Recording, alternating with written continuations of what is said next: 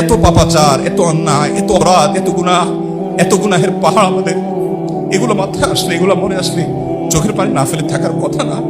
আমরা আল্লাহর কাছে, আল্লাহর ভয়ে রমাদান মাসের মতো অফার পাওয়ার পরেও চোখের পানি ফেলে আল্লাহর কাছে কাঁদার সুযোগ হয় না। এর সবচেয়ে বড় কারণ হলো আমরা আমাদের নিজেদের অবস্থান সম্পর্কে ওয়াকিফ হাল না। আমরা জানি না যে আমরা নিজেরা কত বড় পাপিষ্ঠ, কত অপরাধ হয়ে আছে, কত মামলার আসামি হয়ে আছি। আল্লাহর কাঠগড়ায় আমার বিরুদ্ধে কত শত কত সহস্র মামলা জানি উঠবে, সেদিন কোনো রক্ষাকারী কেউ থাকবে না। দুনিয়াতে সুযোগ আছে সেই মামলাগুলোকে ডিসমিস করে যাওয়ার। অনেক হতভাগা আছে, অনেক হতভাগা আছে। গোটা রমাদান জুড়ে হয়তো তিনি রোজা রেখেছেন, সিয়াম পালন করেছেন, সাহরি করেছেন, ইফতার করেছেন, তারাবি করেছেন, কোরআন তিলাওয়াত করেছেন, পড়ে শেষ করে খতম দিয়েছেন, অনেক ইবাদত করেছেন মাশাআল্লাহ। গোটা রমাদানে একটিবারের জন্য মালিকের কাছে নিজের গুনাহের জন্য আল্লাহর ভয়ে সন্ত্রস্ত হয়ে চোখের পানি ফেলেছেন, অথবা আল্লাহর নিয়ামত পাওয়ার আশা, আল্লাহর মহব্বতে একটু চোখের পানি ফেলেছেন, এরকম মানুষের সংখ্যা আমাদের সমাজে একেবারেই কম। মুহতারাম হাজরিন, রমাদান এলে আল্লাহ তাআলা অনেক মানুষকে মাফ করেন, সাধারণ ক্ষমা ঘোষণা করেন। আল্লাহর এই মাফ পাওয়ার জন্য অ্যাপ্লিকেশনটা তো করতে হবে, দরখাস্তটা তো অন্তত যথাযথ নিয়মে করতে হবে। কত মানুষ দরখাস্ত করে পায় না। আপনি দরখাস্ত করা ছাড়া কিভাবে কল্পনা করেন আপনি পেয়ে যাবেন?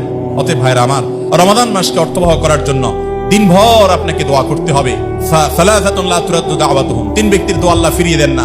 এর মধ্যে এক ব্যক্তি হলেন আস-সায়েম হাত্তা ইফতির, রোজাদার ব্যক্তি, সিয়াম পালনকারী ব্যক্তি, ইফতার রাগ পর্যন্ত দোয়া কবুল হয়। আপনি সিয়াম রেখেছেন, রোজা রেখেছেন, রমজান মাস চলছে, আপনি কাজ করছেন, আপনি বাসায় যাচ্ছেন, আপনি কোনো ব্যস্ততার মধ্যে আছেন, জাগতিক কোনো কাজ করছেন, অবসর বসে আছেন, আপনি আল্লাহর সাথে একটু কথা বলেন, আল্লাহকে নির্জনে একাকী আল্লাহর কাছে মনের চাহিদাগুলো নিবেদন করেন, একটু আল্লাহর ভয়ে চোখের পানি ফেলে দেন। আল্লাহর ভয়ে চোখের পানি ফেলার যে স্বাদ, এই স্বাদ দুনিয়ার কোথাও নাই ভাইরা আমার। ডাকাতের ভয়ে, সন্ত্রাসীর ভয়ে, একজন খারাপ মানুষের ভয়ে যদি তটস্থ হয়ে আপনার ভয়ে চোখের পানি আসে, সেই চোখের পানি আসার ফলে মানুষের মধ্যে অস্থিরতা কাজ করে, ব্যাকুলতা কাজ করে, কিন্তু রবের ভয়ে যদি চোখের পানি ফেলা যায়, তাহলে সেক্ষেত্রে একজন মানুষের অন্তরে এক ধরনের প্রশান্তি অনুভব হয়, ফ্রেশনেস অনুভব হয়। একটু কেঁদে দেখুন, একটু আল্লাহর ভয়ে চোখের পানি ফেলার অভ্যাস করে দেখুন।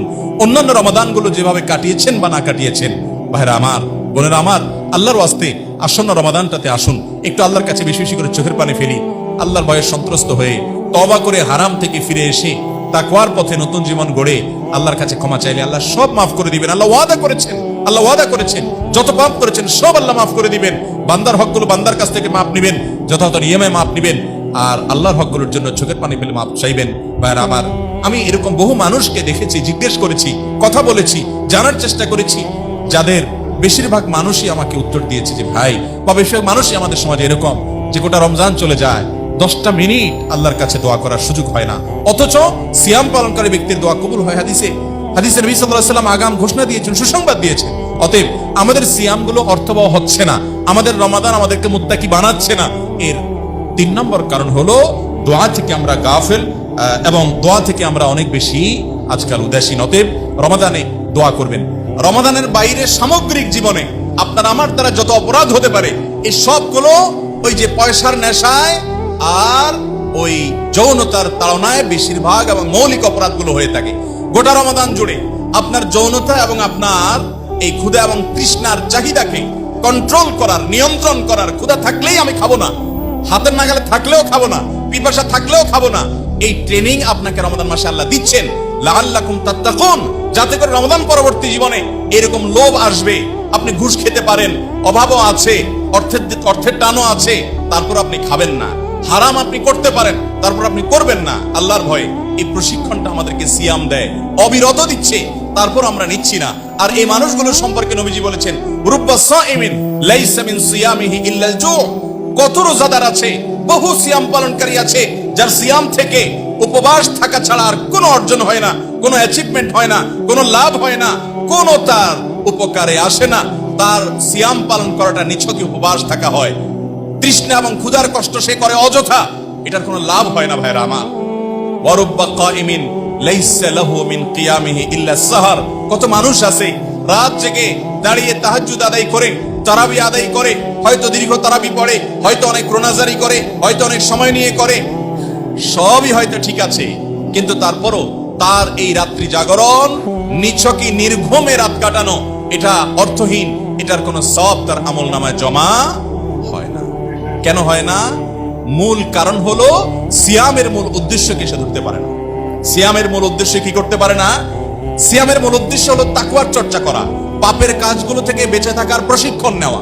একটি হাদিস লক্ষ্য করেন, নবী করিম সাল্লাল্লাহু আলাইহি সাল্লাম বলেছেন, তুমি রোজা রেখেছো, তোমার সাথে কেউ এসে একটা কটু কথা বলে তোমার মেজাজটা গরম করে দিল, তোমার এখন ঝগড়া করার যথেষ্ট উপলক্ষ তোমার সামনে আছে।